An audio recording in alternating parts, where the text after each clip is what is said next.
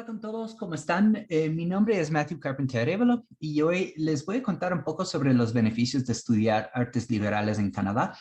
Em, Primero un poco sobre mi camino. Yo nací en la provincia de New Brunswick, en Canadá. He vivido en Ecuador casi 10 años.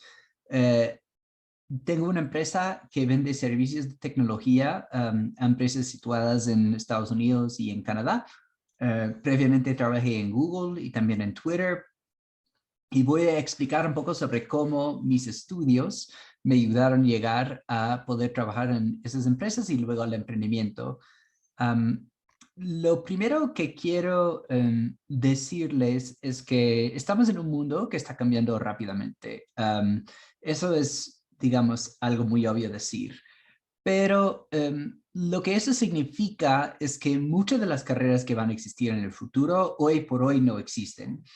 Entonces, mientras antes el camino seguro implicaba estudiar ingeniería o leyes, um, creo que hoy lo que buscan los empleadores, y lo digo también como empleador, es personas que tienen una vasta experiencia en campos distintos, que les da un marco con el cual pueden pensar en cómo resolver problemas complejos.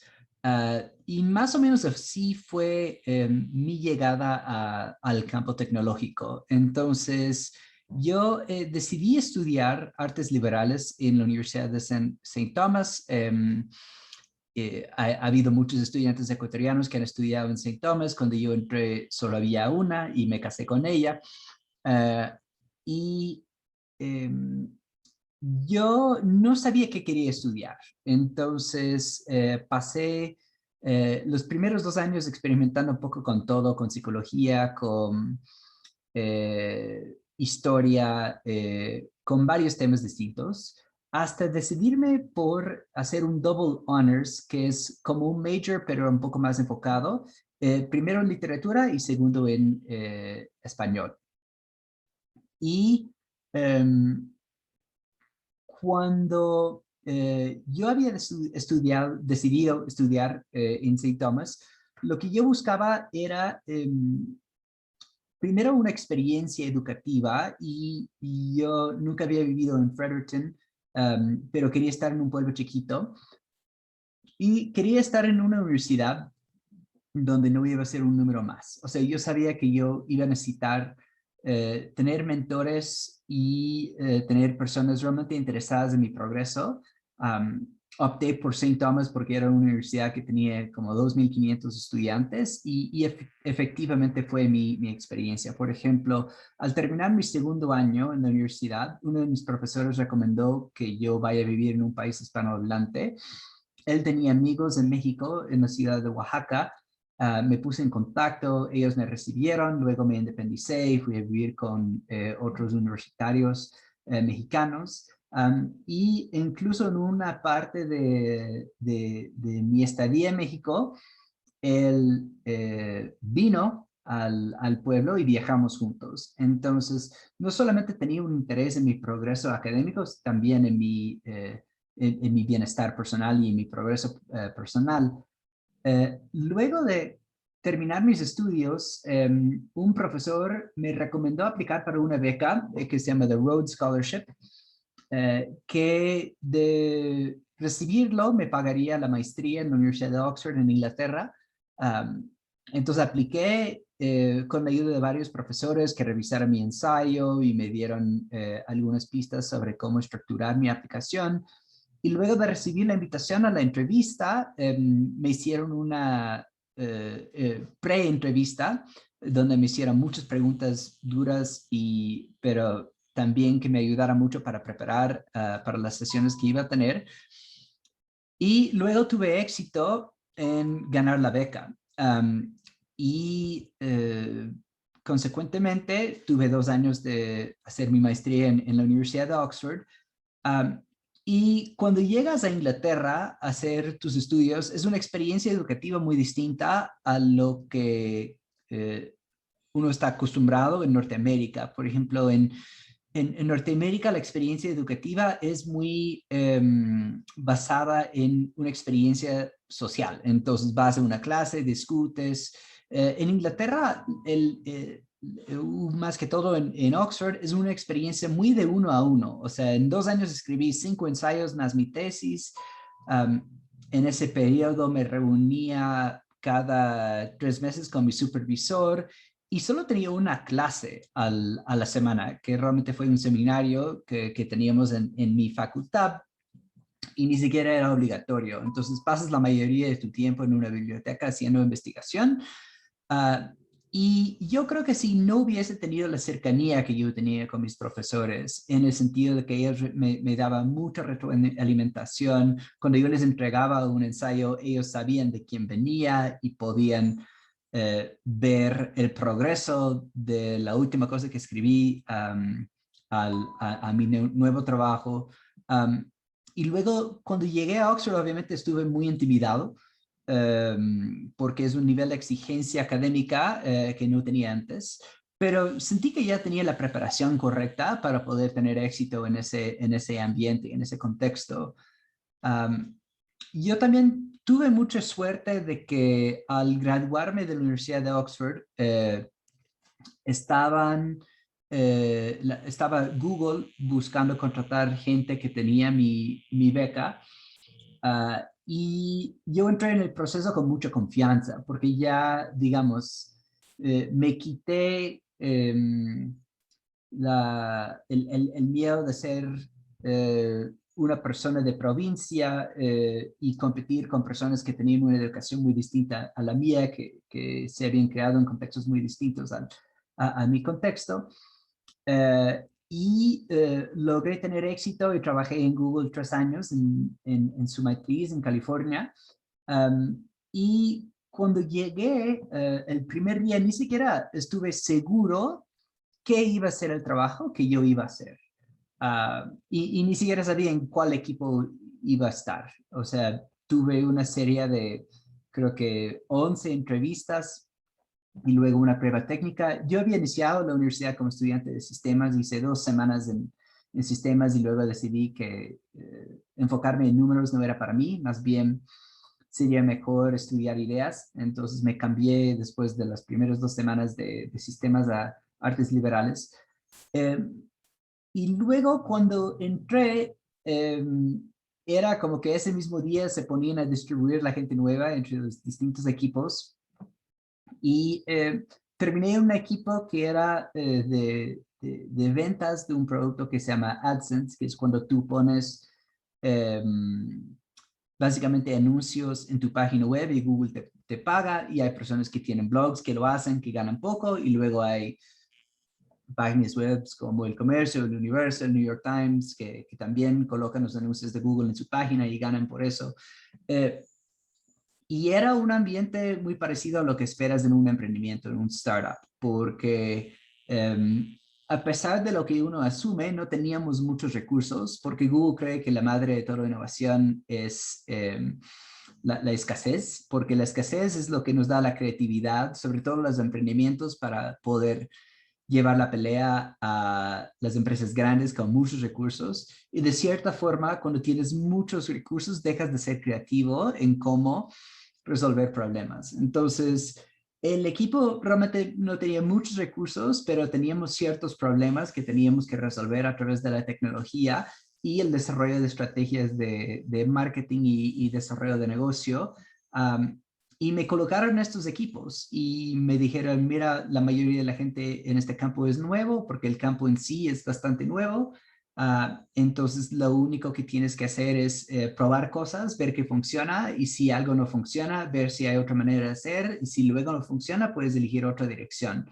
Pero no te vamos a castigar por el fracaso y tienes todo derecho a cometer errores. Y realmente esos principios son los mismos principios con que funciona mi empresa hoy. Yo diría que cuando fundé mi empresa, uno de los objetivos era replicar las condiciones que yo había encontrado en Google, pero más que todo la seguridad psicológica de poder avanzar, cometer errores, aprender y seguir adelante. Después de mi primer año me hicieron jefe, entonces yo fui jefe de un equipo y seguí en ese trabajo 2 años más.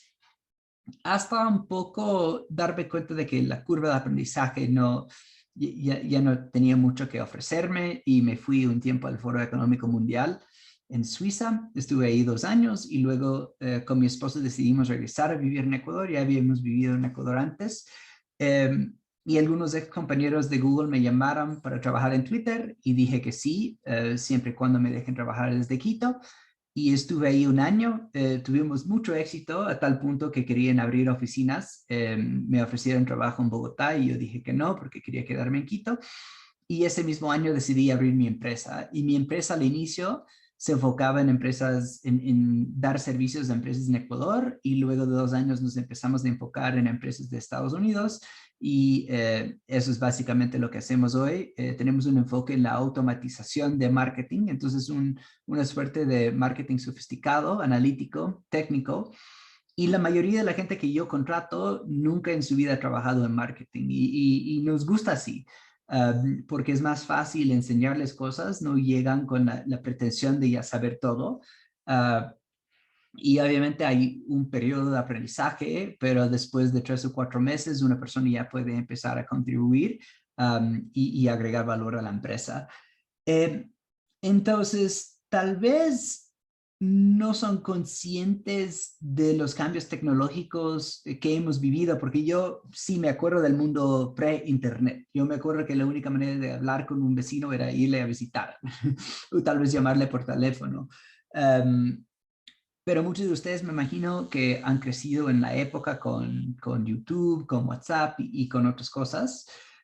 Pero estamos por iniciar una nueva ola tecnológica que viene por el avance de tecnologías como las criptomonedas, como blockchain, que más allá de lo que representan en términos de especulación u oportunidad financiera, realmente representan una nueva manera de organizar empresas. Por ejemplo, podríamos con la tecnología de blockchain tener Rappi sin tener la empresa. O sea, simplemente tener contratos inteligentes entre el restaurante, el consumidor y el mensajero que va a entregar. Eh, y a lo que voy con esto es que hay muy poca gente que es especializada en estos temas. Entonces, más bien, para poder tener éxito en estos tipos de carreras, es mejor si tú hayas estudiado un poco de filosofía, un poco de literatura, que has aprendido a analizar problemas de una forma creativa y has aprendido cómo interpretar textos y discursos y diferentes eventos para entender que digamos, la creatividad es la madre de toda innovación y tal vez la solución más obvia no es la más eficiente en el largo plazo. Entonces, tal vez a veces por la presión de los papás o la familia dicen, bueno, hay que estudiar ingeniería porque siempre hay trabajos en ingeniería, o hay que estudiar leyes porque siempre va a haber necesidad de abogados. Pero creo que muchas veces ese camino es el camino de escasez, es decir, trata de buscar algo seguro porque hay poco. Pero más bien estamos entrando en un mundo de abundancia donde sobran oportunidades, pero estas oportunidades no necesariamente llegan a las personas que han elegido los caminos más seguros, más bien llegan a las personas que han decidido especializarse. Yo les mencioné, por ejemplo, que mi empresa es muy especializado en algunos nichos del campo digital. No hacemos trabajo de community management, ni manejo de redes sociales, ni nada así.